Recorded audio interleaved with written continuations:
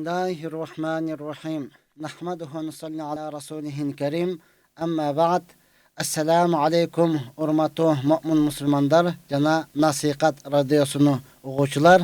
Sizlerin nazarınızda Kayradan ile men Şarapov Baxtiярjan Akimoviç. Sizler menen Kayradan düzefilde jolugub olturganıma ayabay kuvanычтамын. Albatta Allah Taalaga çeksin maqtolor jana Peygamberimizga salavat jana salamlar bolsun. Maqtoo jana salavattan keyin Allah Taala siz bizden uşul vaqtga çeyin qilgan qiraatыбызды, okugan namazыбызды, tutgan orozabızды, bergen sadaqabızды, degeli ar bir qilgan ibadatыбызды toluğu menen kabul qilgan bolsun. Oşonun negizinde pendeçilik qılıp, insandık qılıp, bilip bilbey qılgan künnölörüzdü. Çoğun qılgan jana kichine qılgan künnölörüzdü. Açıktan açık qılgan, oşonda ele jaşırın qılgan künnölörüzdün bardygyny tüp tamırı menen keçirgen bolsun. Çındığında Allah Taala merimdilödün merimdüsü, Allah Taala ırayımdıladın ırayımdüsü, Allah Taala keçirimdilödün keçirimdüsü. Uşunday uluu bolgan Allah Taala siz bizde jok жерден jarattı, kıçıragan küç berdi, akıl es berdi, öňü tüs berdi, uşunçalyk sululuk berdi. Jana eki dünýede baktılуу bolsun dep din berdi. Muna uşunday bolgan Allah Taala Kur'an-ı Kerimde dagı öz sözünde Allah Taala öz aytat: "Ud'uni astajib lakum" suragla men dagın seledin kalagaныňardy beremin dedi. Oşondan urmatly musulman bir tugandarım, bugün güne biz uşul Nasihat radiosunda dua to'rasında söz qilmoqchimiz. Ankeni çınında ele ölbögen janyga 2021-yıldagı ayaqtap baratat. Bugün ova 8 bolup kaldı urmatly tugan, mundan keyin wagtdagı bar el bolçu. Birok men jakynga arada safarga çıkıp baratgandygym üçin uşul temada aytyp ötүүnü toora gördüm. Ankeni safarga çıkıp ketsem, oşonu menen buyursa ölbögen janga kayradan Allah Taala nasip kılıp görüşe turgan bolsak, 2022-yılı görüşüp kalat ekenbiz. Oşonduktan Allah Taala Kur'anda bul dua toorasında sura men berem degen, alemi Peygamber sallallahu aleyhi ve sellem dua ad-dua muhil ibadat, dua ibadatın çuçuğu degen. Alemi din menen jaşap kelgen sözmer atalarыбыз jamgır menen jer kөгөрөt, bata menen el kөгөрөt dep aytıp kelgen. Oşondan urmatly tugandar, biz kөгөрүүbüz üçin, biz dagın aldıga jılışыбыз üçin, ar bir öz baktılуу boluşubuz üçin, ar bir öz özübüzgө kalagan, özübüzgө jakkan nerseni surap alış üçin albatta Allah Taalaga kayrılışыбыз zarıl nerse. Oşondan urmatly tugandar, egerde sizlerde suraňyzlar, kızıktırgan suraňyzlar bolsa, bizde WhatsApp nomerimiz 078 10 41 60 nomerine özüňizlerden kızıktırgan suraňyzlar bolsa, uşul WhatsApp nomerimizge jönötseňizler, albatta biz жооп berүүnүн hareketini kılabız. Suralarga жооп berişten aldın, aytıp kete turgan nerse talak meselesi. Bul öte tatal bolgonduktan, telefon arkılуу çeçilbegendikten, oşondan bul mesele boyunca muftiyatga barışыңызды sunuştaybız. Oşalla uçuruda töşök meselesi bul urmatly tugan, çınında ele bul radiodan jebosam tüzefilden aytışlık or tatal mesele bolgonduktan, ankeni kançalagan adamlar özünün üy bülösü menen, ata enesi menen, kelinderi menen, jebosam uyattуу insanдар menen oturgan boluşu mümkün. Ova siz жалгыз oturup bir жерден surady berip koyuşuңuz mümkün. Birok kalgan bir tugandardy köngülgө alуу menen birgelikte uşul toorasında sura berbeşiňizlerdi ötünöbüz. Emi urmatly tugandar, albatta biz Nasihat radiosu 90 jana 9 jyştygındabız. Uşuga koşulup bizdi uksaňızlar jana biz menen bolsoňuzlar, bizden alыстабасаңыздар degen ötünüç. Emi urmatly tugan, albatta çыныga temabızga kele turgan bolsak, Allah subhanahu wa taala Kur'an-ı Kerimde seler menden suragla, men suraganyňardy berem deyt. Oşalla Allah Taala Kur'an-ı Kerimde Peygamber sallallahu aleyhi ve sellem mezgilinde Peygamber sallallahu aleyhi ve sellem'den dostları suradı. Ey Allah'ın elçisi, Biz Allah Taaladan ушундай кыйкырып, бакырып сурайлыбы, же болбосо ичибизден эле сурайбы? Кандай сурасак болот деген учурда Аллах Таала Кур'ан-ы Каримдagi Бакара сүрөсүнү түшүрдү. Силер качанда Аллах Субхана Тааладан кандай абалда сурасаңар дагы, Аллах Таала силерди көрүп, билип, угуп турат, сураганыңарды берет дейт. Мына ошондон урматтуу туугандар, эгерде ар бирөөбүз дуа кылып Аллах Тааладан сурай турган болсок, эмне каалаганыңыз, эмне муктажыңыз бар боло турган болсо, албетте Аллах Таала аны берет 3 шарттын негизинде. Эгерде сиздин ошол сурап жатканыңыз чынында эле сизге бул дүйнөңүзгө жана ахиретиңизге пайда болуп, бул дүйнөдө сизге берилүүгө ал татыктуу нерсе боло турган болсо, сөзсүз Аллах Таала эртеби, кечпи, кайсы бир абалда болбосун, сизге сөзсүз берет. Эгерде сиз сураган нерсе сиздин бул дүйнөңүзгө дагы ахиретиңиздагы пайда болбосо, ал сурашыңыз менен сиз чектен чыгып, балким динден чыгып, кутуруп, сиздерге зыян боло турган болсо, Аллах Таала аны бул дүйнөдө бербейт. Балким Аллага жалдырап, жалбарып, Аллага иман келтирип сурагандыгыңыз үчүн Аллах Таала анын ордуна күнөөлөрүңүздү кечирет, жамандыктарыңыздын бардыгын жаап коет. Ова, эгерде чынында эле ал күнөөлөрүңүз жок болуп, ушунчалык таза инсан, таква инсан боло турган болсоңуз, анда ал дуа кылып сурагандыгыңыз бул дүйнөдө берилгенге дагы мүмкүнчүлүк болбой турган болсо, Аллах Таала ал сурагандарыңызды бейишке дайындап коет. Акыры кыяматта барганыңызда, мына пендем, сен менден ушул учурда ушундай кылып дуа кылып сурадың эле. Мунаны сурадың, муну сурадың, мына ушунун бардыгын бердим дейт.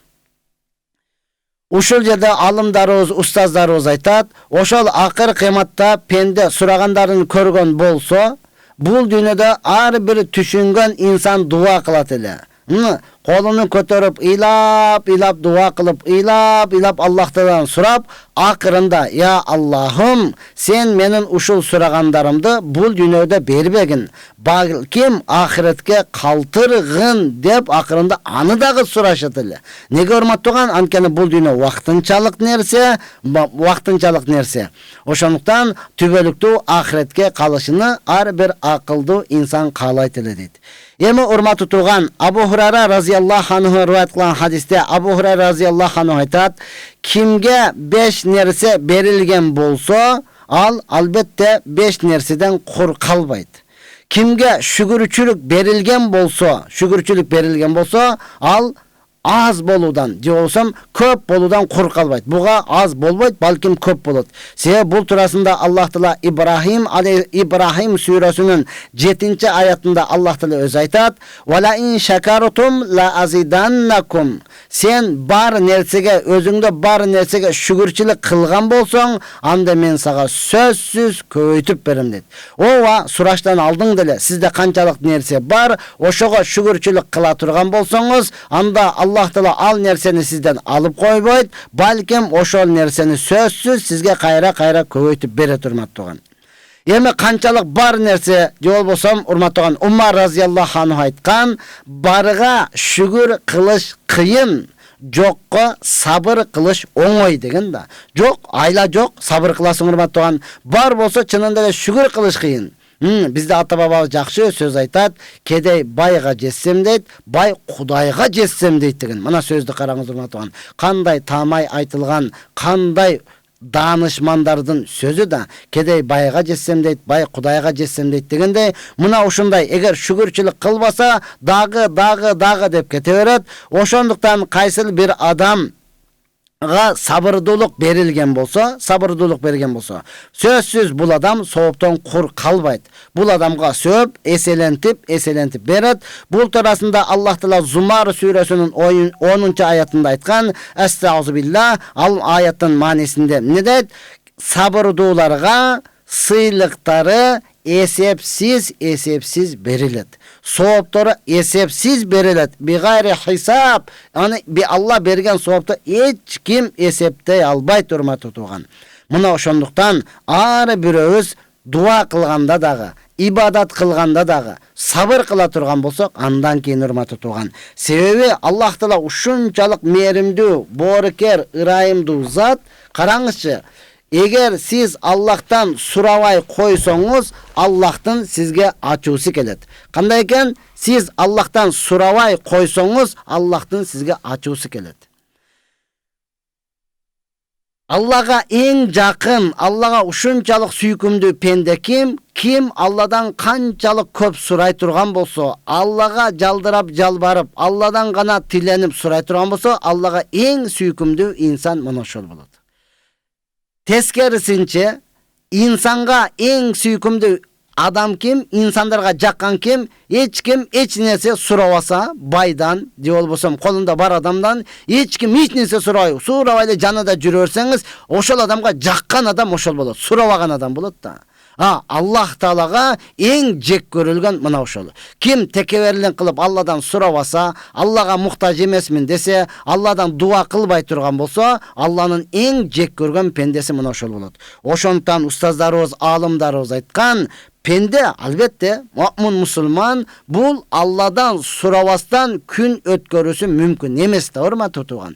Күн өткөрүүсү мүмкүн эмес инсандын. Сиз урматтуу эртең менен көздү ачканда эле сиз дуа кылышыңыз керек. Алхамдулилла, мени ушул өлүмдөн кийин кайрадан тирилткен Аллага мактоолор болсун деп, уйкудан тургандын дуасын окушуңуз керек. Андан чыгып баргандан кийин ажатканага барасыз, ага киргендин дуасын окушуңуз керек. Ажатыңызды бүтүргөндөн кийин кайра чыккан дуасын окушуңуз керек. Бул Аллахтын сизге берип аткан эң чоң белектери болуп эсептелет турмактан. Ошондуктан ар бир колду жууганда, оозго суу алганда, мурунга бетти чайкаганда, дараттын дегенде ар биринин өзүнүн дуалары бар. Муъмин мусулман муну билиш керек, урматтууган. Албетте арабча айтышыңыз шарт эмес, кыргызча дуа кылышыңыз керек.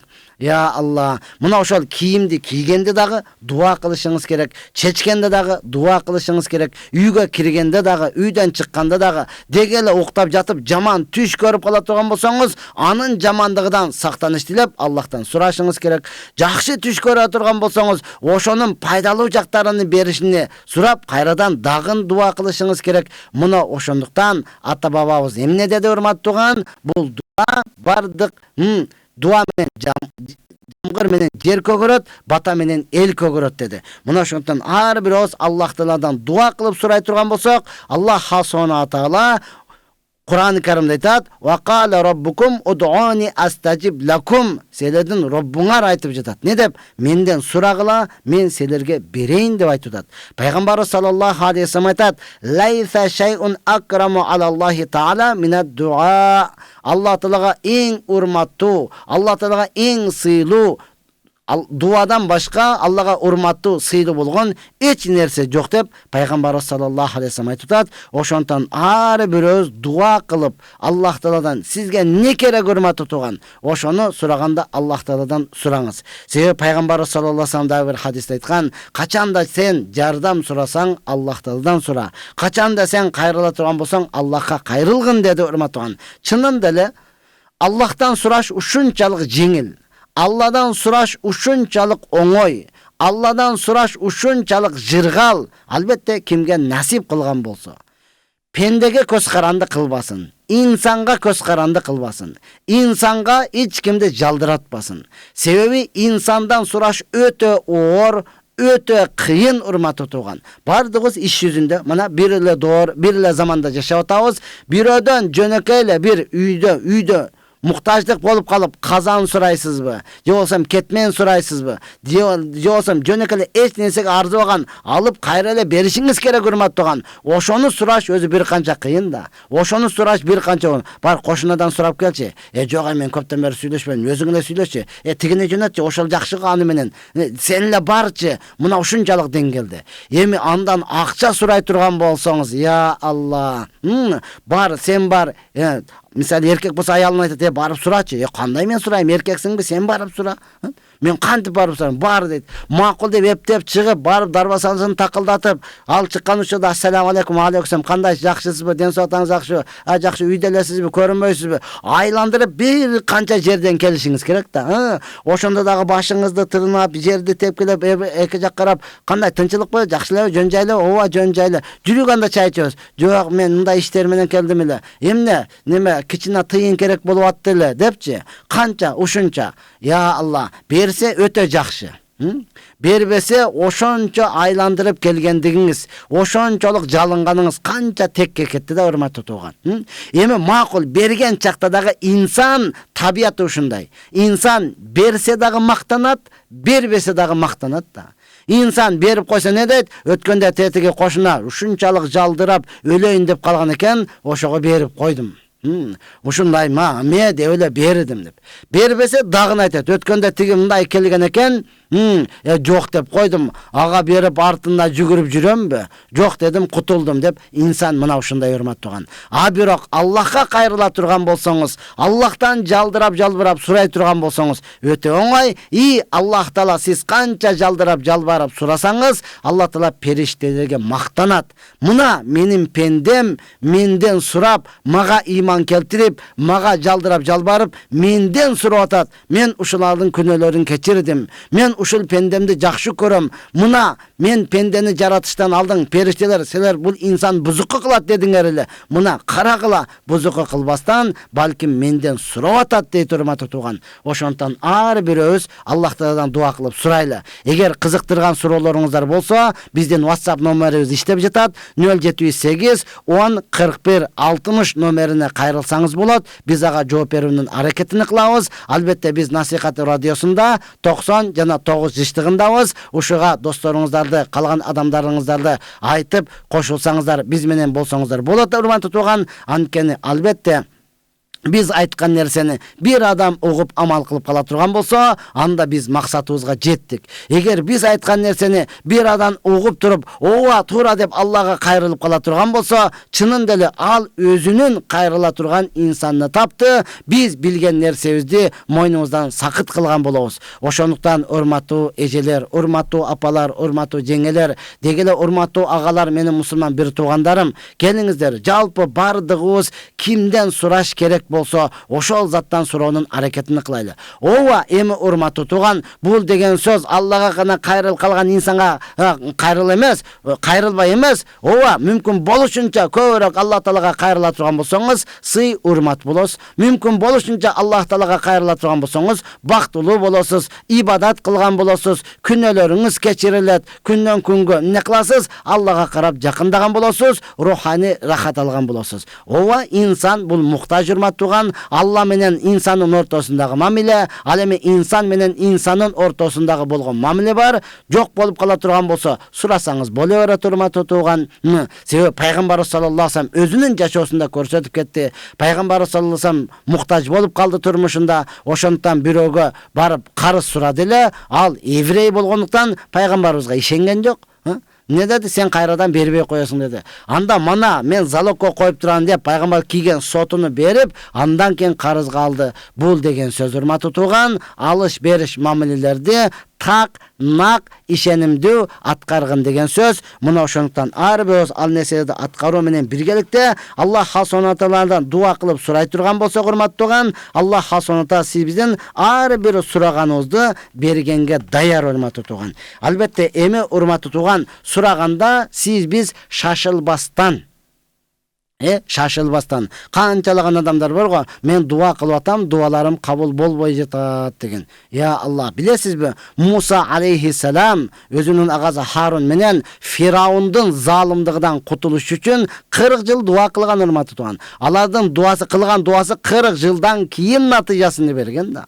Пайгамбарга урматтуу тууган. Алар эмне кылды? Сабыр кылып, кылган дуасыны толук Алла кабыл кылат. Эртеби, кечпи, инсан шашпастан дуа кыла турган болсо, сөзсүз дуаларыңыз кабыл болот. Ошол эле учурда дуаларыңыздын кабыл болушлугу үчүн, урматтуу тууган, мына бул алкым деп коебуз го, тамакты биз адалдашыбыз керек. Тамагыңыз адал боло турган болсо, дуаларыңыз эртерээк, бачымыраак, тезирээк кабыл боло турмат тууган. Себеби пайгамбарыбыз саллаллаху алейхи ва саллямдын тайкасы Саад ибн Абдул Ваккас разияллаху анху пайгамбарыбызга кайрылды. Эй Алланын элчиси, мен дуа кылып Аллахтан сурап жатам, бирок менин дуаларым кабыл болбой жатат дегенде пайгамбарыбыз саллаллаху алейхи ва саллям айтты: арам тамактан бир эле жутум жеп койгон болсоң, 40 күн дуаң кабыл болбойт деди. Мына ошондуктан ар бирөөбүз жегенде, ичкенде, кийгенде каяктан келип атат, адалбы, арамбы, ошол нерсесini карап коелу урматтуу.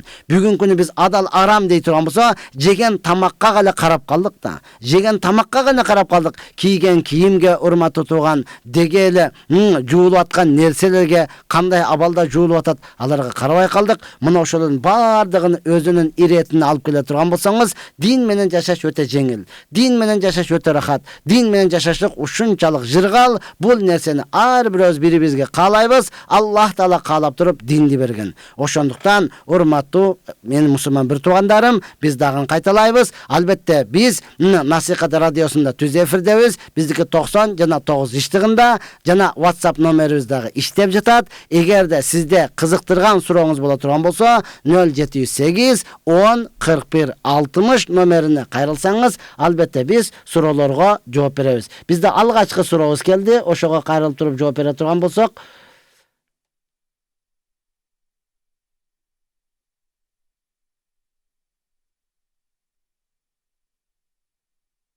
бул кандай болуп ачылат эле? Биздин сурообуз азыр, урматтуу туугандар, кечиресиздер.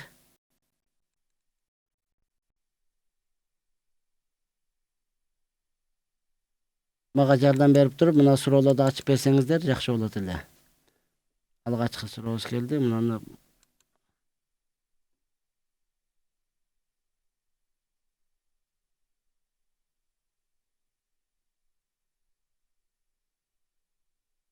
алгачкы сурообуз. Ассаламу алейкум устаз, мен жатарда дуа кылам, анан жакшы бакубат жашоо үчүн кандай дуасы бар? Жакшы бакубат жашаш үчүн Аллах Тааладан сураштыктын, караңыз, албетте муну дагы Аллах Тааладан сурайсыз. Сураганда: "Я Аллахым, мени өзүңдөн башка эч кимге көз каранды кылба." Пайгамбар сан дуа кылат эле: "Көз ачып жумганга чейин менин нафсимди башка бирөөгө тапшырып койбогун" деген. Албетте урматтуу туган, бакубат жашаш үчүн сиз дуаны дагы кылыңыз, ошол эле учурда аракет дагы кылыңыз. Аллах Субхана Тааладан ошол пайгамбар саллаллаху кылган сүннөт дуалары, маъсур дуалар, албетте хадисте келген дуалар: "Я Аллахым, мени жалкоолуктан сактагын. Я Аллахым, мени коркоктуктан сактагын. Я Аллахым, мени көз ачып жумганга чейин башка бир инсанга муктаж кылбагын." Муну ошентип дуа кыла туруп, жана ошого жараша аракет кыла турган болсоңуз, албетте урматтуу бир тууганым, сиз ооба жатарда дагы, ошол эле учурда турганда дагы, ошол эле учурда түшүнөн чочуп ойгонгондо дагы ар биринде дуа кыла турган болсоңуз, буюрса эч качан кем болбойсуз. Аллах Субхана Тааладан муну ошентип сурайсыз. Я Аллах, Абзар Гыфари рахматуллах алейхи: "Я Аллах, ла язил абду би хайрин ма лам ястаджил." Хасан Басири рахматуллах алейхи риваят кылган хадисте пайгамбар саллаллаху алейхи ва саллям дуалардан кабыл болушулугун айтып атат. "Ла язалул абду би хайрин ма лам ястаджил." Инсан жакшылыктын үстүндө боло берет. Инсан ар дайым жакшы ишти кылган болуп эсептелет, качан шашылбаса. Шашылбаса. Калу, пайгамбардын достору сурады: "Ва кайфа ястаджилу я Расулаллах?" Эй Аллахтын элчиси, инсан кандай шашылбаса дегениңиз кандай дегенде, пайгамбар саллаллаху алейхи ва саллям айтат: "Якулу дагаутуллаха фалам ястажиб ли." Кээ-бир адамдар чынын деле биздин заманда дагы, өз учурунда дагы көрүп калып атабыз: "Мен дуа кылып атам, дуаларым кабыл болбой жатат" дегендер бар. Шашпаңыз, урматтуу туган. Алла ушунчалык сабырдуу зат, сиздин кылган ибадатыңызды, сиздин сураганыңызды эч качан текке кетирбейт. Ар дайым Аллах Субхана Таала бергенге даяр. Андан кийинки суроодо кайрылсак,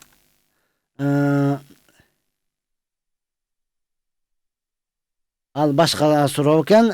Урматтуу туугандар, ошондуктан эмне кылабыз? Бардыгыбыз негизден кайрылабыз. Зикр кылынат. Албетте Муса алейхиссалам Аллах Субхана Тааладан не кылды?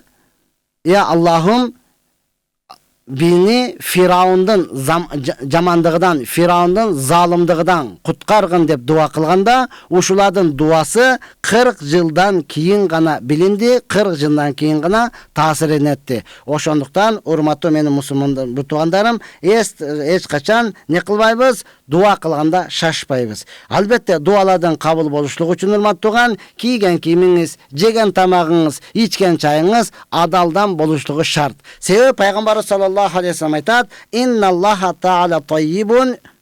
Allah Taala uşunçalık taza zat. Allah öte taza, arı tazalığında çek yok, aruluğunda çek yok. Oşonduktan taza nerseni gana kabul kılat. Taza nerseni gana.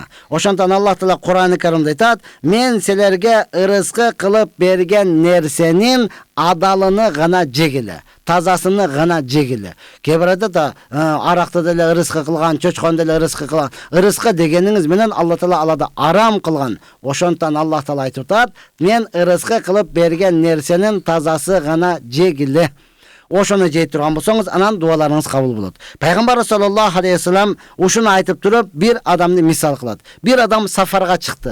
Bile hurmat turgan safarda jürgen adamdын duası şeksiz kabul. Şek yok kabul boluşunda. Oşol учурда mazlum, japa çekкен adamdын duası kabul hurmat turgan. Эми караң, bir adam ne kıldı? Safarga çykty, safarda. Ya Allah, uşunçalık kıynaldı. Çaçları tozudu, üstü jüdödü. Yamuddu yaday hilassama, yemi iki kolunu asmanga kötörüp altırup Allah'tan dua kılıp sorup atat. Ya Allah, maga jardan bergin. Ya Allah, menin jolumdu jеңil kılgın. Ya Allah, maga ne kerek bolsa oşonun bardığını ne kıldı? Surap Allah'tan dua kıldı. Paýgambar sallallahu aleyhi ve sellem aytat: "Anın jegen tamagı aramdan ele.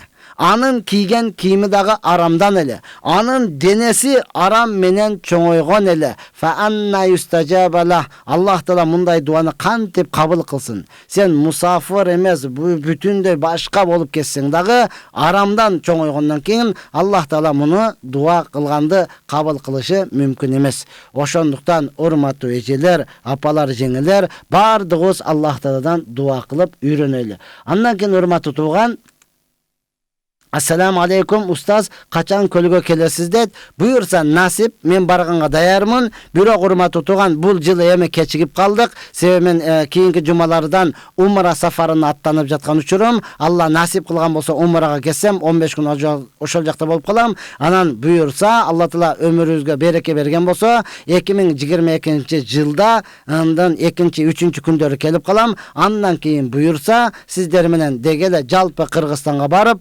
özüz bilgen nerselerimizni aytkanга dayarбыз. Урматтуу тугандар, biz Nasihat radiosunda 90 жана 9 жыштыгында түз эфирдебиз. Каалоочулар боло турган болсо, WhatsApp номери иштеп жатат. 78 10 45 41 60 номери иштеп жатат. Ушуга кызыктырган суроолоруңуздарды берсеңиздер, биз ага жооп беребиз. Андан кийин урматтуу туган, эми Аллах Тааладан дуа кылып сураганда, чынында эле Пайгамбар саллаллаху алейхи ва саллям хадисте келген дуаларды эң негизгиси жана Раббана атина фид дунья хасана ва фил ахирати хасана ва кина азабаннар. Ваксакалдары дагы, карылары дагы, жаштар дагы бардыгыбыз беребиз. Чынында эле мына ушундай: "Я Аллахым, мага бул дүйнө жана ахиреттин жакшылыгын Rabbana atina fid dunya hasana." Ya Allah, bul dünyada dağı, ahirette dağı maga jakşı nerselerdi bergin. Oşol uçuda ya Allah, Paýgambar sallallahu aleyhi ve sellem kaysyl nerseni senden suragan bolsa, maga oşol nerseni bergin. Paýgambarys kaysyl nerseden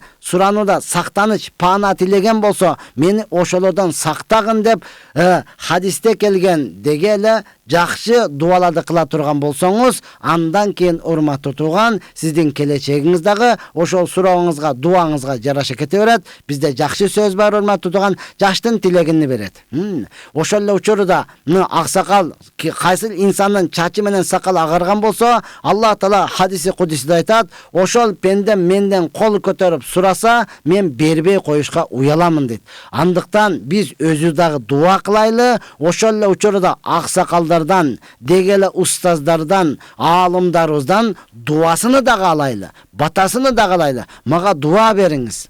Kanday jagana jakşı söz urmattugan, bizde safarga baratkanda aksakaldan dua alıp çıgışlık, özgöçe ata enesin ırazıçını alıp, ata eneden dua alıp çıgışlık urmatlı turgan.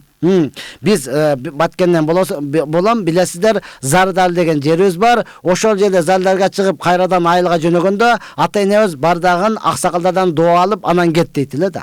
Дуа алып туруп анан кет дейтиле. Машалла, кебир аксакалга барсаң өтө сонун берет, кебириге барсаң мен айылга кетип атам десем, макул, не дейт? ниетиң жолдошуң болсун гана деп койот эле болду. Башка сөз айтпайт. Ниетиң жолдошуң болсун деп. Кийин биз окугандан кийин түшүндүк урматтуу тууган, чынында эле ниетиңиз жакшы болгон болсо, бул сиз үчүн чынында эле дуа экен. Эгер ниетиңиз жаман болсо, сиз үчүн каргыш экен. Ошондон мен аксакалдарга дагы барган жерге дагы айтамын урматтуу тууган, мындан 5-6 жыл мурда Базар Коргондон бир аксакал атайын келди. Бактияр деген сенсиңби? Ооба, менмин. Анда мага дуа жазып берчи, дуа кылганда мага үйрөтчү деп. Эмнеге десем, айылында эң аксакал ошол калыптыр. Бизде жакшы сөз бар, өлүм сени аксакал кылат. Сенден чоң эле өлүп калган болсо болду, сен аксакалсың, урматтуу тууган. Жашың канча да анысы кызыктырбайт. Сенден чоң эле өлдүбү, сен аксакалсың. Ошондон эң айылда аксакалы мына ошол калыптыр. Дуа бериңиз. Бирөө үй салдым, дуа бериңиз десе эле бир эле дуа. Сафарга кетип атам десе деле бир эле дуа. Уулдуу болдум десе деле бир эле дуа. Кыздуу болсун десе деле бир эле дуа. Акыры бирөөсү келип айтыптыр да, аксакал, ушундан башка дуа куруп калганбы депчи. Ошого уялып калдым, мага дуа жазып берди. Анан мен кызыгып сурадым, кайсы дуаны кылдыңыз деле, жанагы эле дежурный дуа. Кайсыл? Бизде аксакалдан көпчүлүк ушинтип дуа кылышат. Худа, жаштарга инсап бер, караларга иман бер, тапканыңар тойго буйрсун, ойноп күлүп жүрө бергиле. Мен өзүм оюмда бул айтам, бул дуа эмес. Бул каргыш деймин да. Неге? Худа, жаштарга инсап бер, караларга иман бер. Эмнеге? Жаштарга иман кереги жок, урматтуу тууган. Азыр жүр десең, жок, чоң атам кетти, атам барып атат деп жаштар мешитке келбей калыш керекпи? Инсаф берип турат да, атама барып, чоң атама барып тыгылып албайын. Мен бул жакта эле туруп турайын деп. Анан карыгандан кийин оозуңда бир бүдүр тишиң жок, же кыларга ишиң жок, эми мечитке келесиң байла жок. Бардык эми барбасак болбойт деп. Жок, урматтууган, бизге өзгөчө жаштарга дагы иман керек. Жаштайдан бекем болсо, жаштайдан ата-энени урматтап сыйласа, аксакалды эмне кылса, урматтап сыйласа, өздөн улууларды уга турган болсо, кандай гана жакшы нерсе, урматтуу тууган. Албетте карыларга дагы ошол эле учурда тапканыңар тойго буйрсун. Я Алла, той кылып эле жүрө беребизби? Элестетиңчи, качанга чейин той кылып эле эптеп иштеп таап, тойго чачып берип, кайра иштеп таап, той кылып белип жүрө беребизби? Качан умрага буйрат? Качан ажылыкка буйрат? Качан зекетке буйрат? Качан мечитке буйрат? Качан зекетке буйрат? Качан медресеге буйрат? Качан мынандай садака жарияга буйрат, урматтуу тууган? Билесизби, мына биздин насихат радиобуз, ошондой эле Марва ТВбуз, булар садака жария деп коет, урматтуу тууган. Качан сиздин акчаларыңыз ушундай нерселерге буйрат? Той кылып эле жүрө беребизби? Мына ошондон келиңиздер, мына ошол жаштарга дагы иман сурап, тапкан нерсебиз зекетке буйрсун, адал эмгекке буйрсун, адалдан тапканыбыз адал нерсеге кетсин деп туруп, мына ошону көбүрөөк сурайлы. Андан кийин дет, ойноп күлүп жүрө бергиле. Я Алла, ушунчалык ойнодук жетишет. Ушунчалык күлдүк жетишет, ушунчалык жүрдүк жетишет, ушунчалык күнөөгө баттык жетишет. Келиңиздер эми жалпы бардыгыбыз тооба кылып, Аллахтан кечирим сурап, ибадат кылып бардыгыбыз не кылайлы? Бир жеңден, бир жакадан баш, бир жеңден кол чыгып туруп, бирөөбүз дуа кылайлы, экинчибиз амин деп турайлы. Урматтуу туугандар, андан кийинки суроого кайрылсак, bizde da umraga barganda dua kılıp koyuңузчу det. Albatta Allah hasonata tapkan nersеңizdi Allah hasonata umraga, zeketke, mechitke, medresege buyursun. Jana Allah hasonata oşo жерге барганга насип кылган болсун. Чынында эле урматтуу тууган, бизде жакшы сөз бар. Барбаганга бир арман, баргандарга 1000 арман деген сөз бар да. Барбаган адамдар чынында эле мен деле Мекке Мадинага барсам, мен деле ажыга барсам, мен деле умрага барсам, бир эле арманы.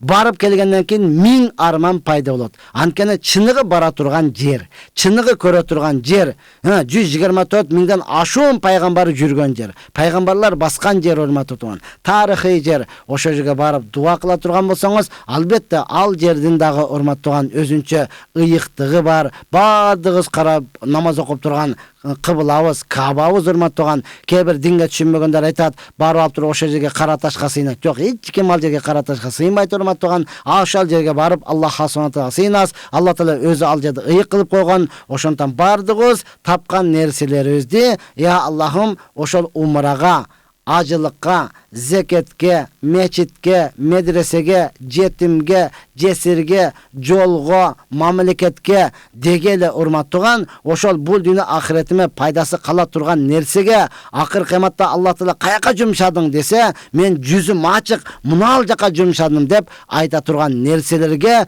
жумшап, ошону дагы Аллахтан сурашыбыз керек урматтыган.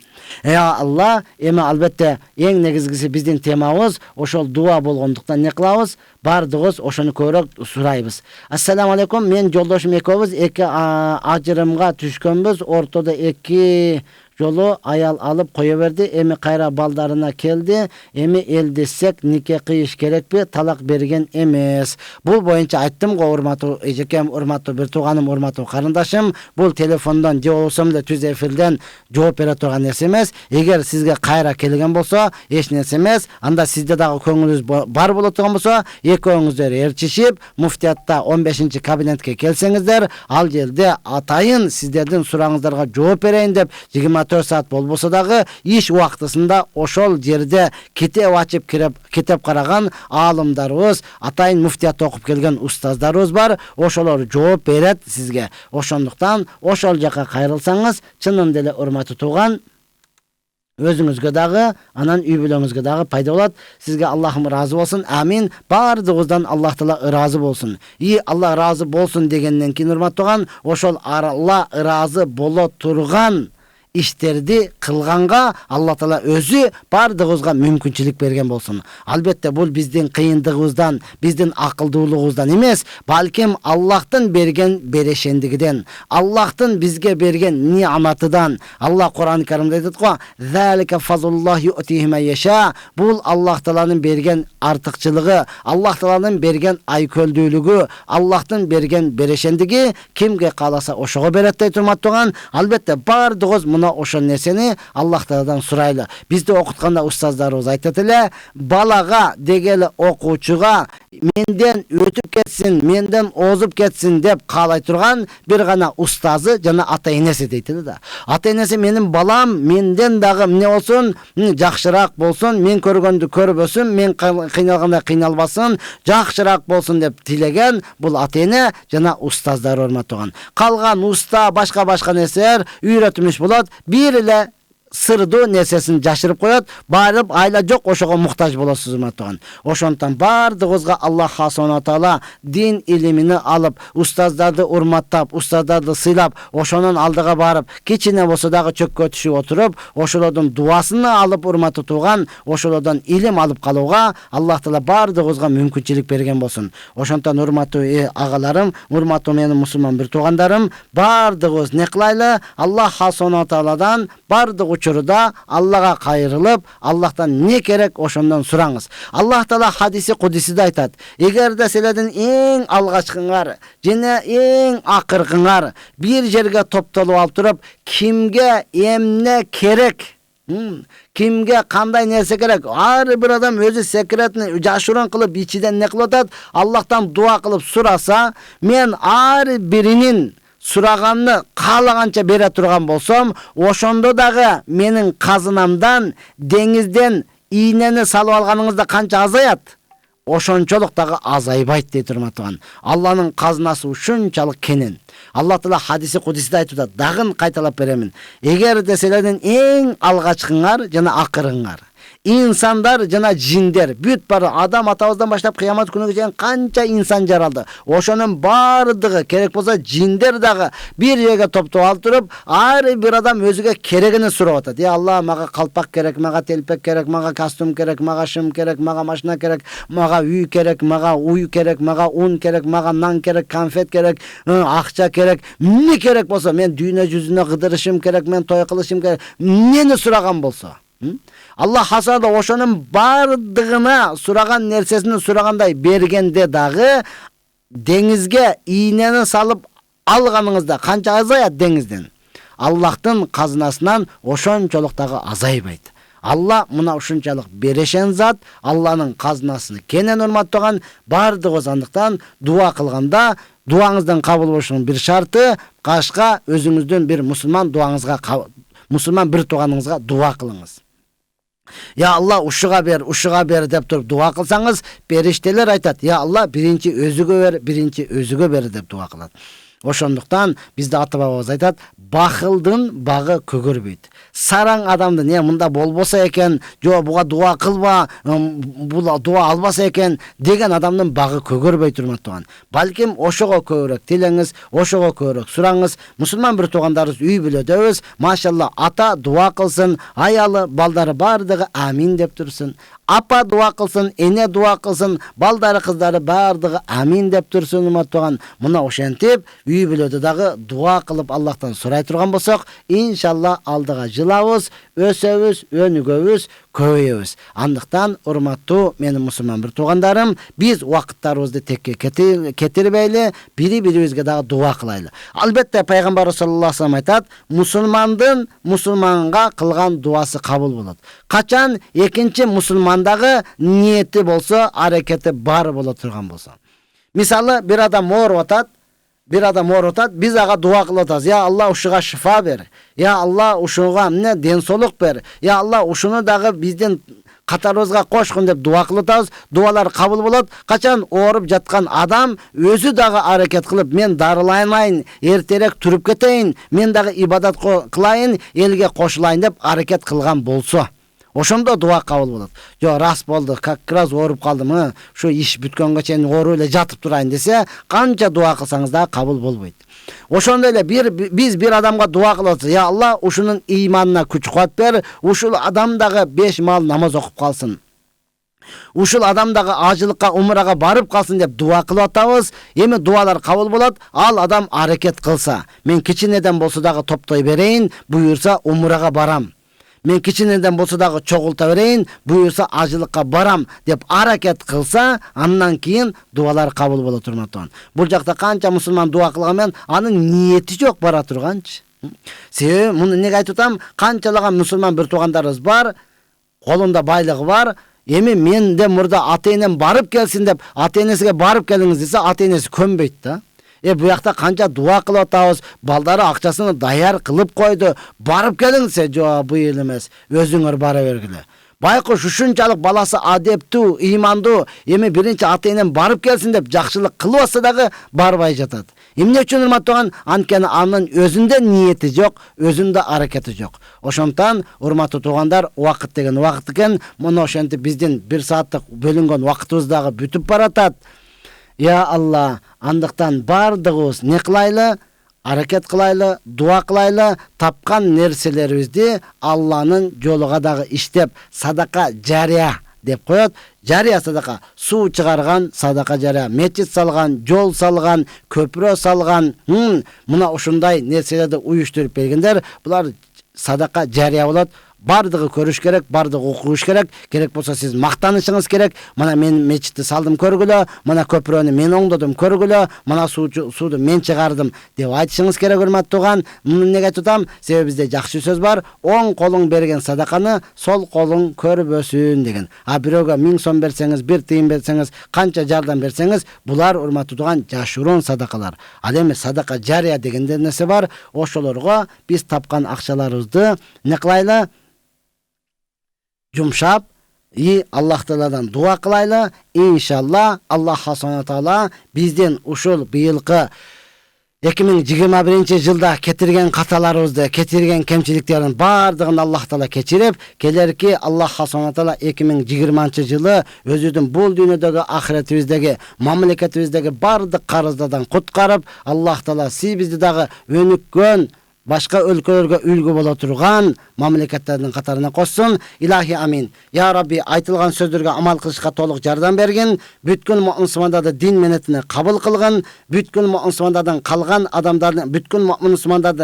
адамдардын ислам динине киришине себепчи кылгын. Эч качан ислам дининен чыгып кетишине себепчи кылбагын. Я Аллахым, бүткүл мусулмандардын машрук болгон иштерине ийгилик бергин, тапкан нерсене береке бергин, үй бүлөсүнө тынчылык бергин. Я Аллах, Allah'ım bizden dua ümit kılgan, umraga, acılıkka baram degen, jana uuldu bolsam, kızdı bolsam degen mümin musulmanlarının ortalarına suyu ıntımak mahat berip, ar bir mümin musulman ortasına akıl estü, öңü tüstü, din menetini kıla turgan, özüңdün ırazısına jete turgan, ata-enesini urmattap sıylagan, Kur'an'da toluğu menen jattagan, alim, qari, salih oğul kızlardı bergin ya Allah'ım. Jana ar bir özün uşul жылda ketirgen kemçiliklerimizni, katalarımızды keçirgin ya Allah'ım. Jana bizdi kelerki жылдагы Allah'ım özüň kalagan jakşı ibadattарды atkarıp, özüň ırazı bola turgan amaldарды kılıp ötüştü nasip kılgın ya Allah'ım. Elibizge, jeribizge, mamleketibizge tınçlık bergin, birimlik bergin, ıntımak bergin.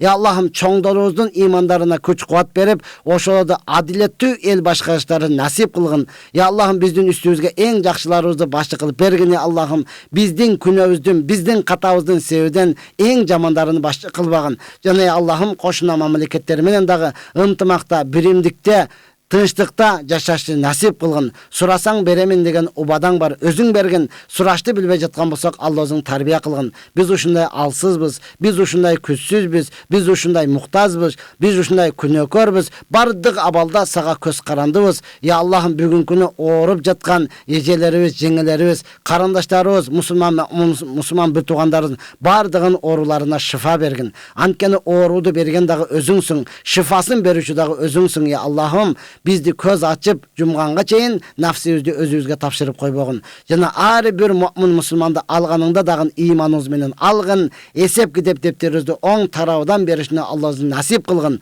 Akır kıyamatda peygambarımızın şefaatini nasip kılıp jannattan orun berip oşan men birgelikte özüңdün yüzüңdü körüştü Allah özü nasip kılgın. Rabbana atina fid dunya hasana ve fil ahireti hasenatu ve qina azabennar bi rahmetike ya erhamer rahimin. Assalamu aleykum ve rahmetullahi ve berekatuh. Kayradan görüşkönçe sak salamatda kalыңыздар.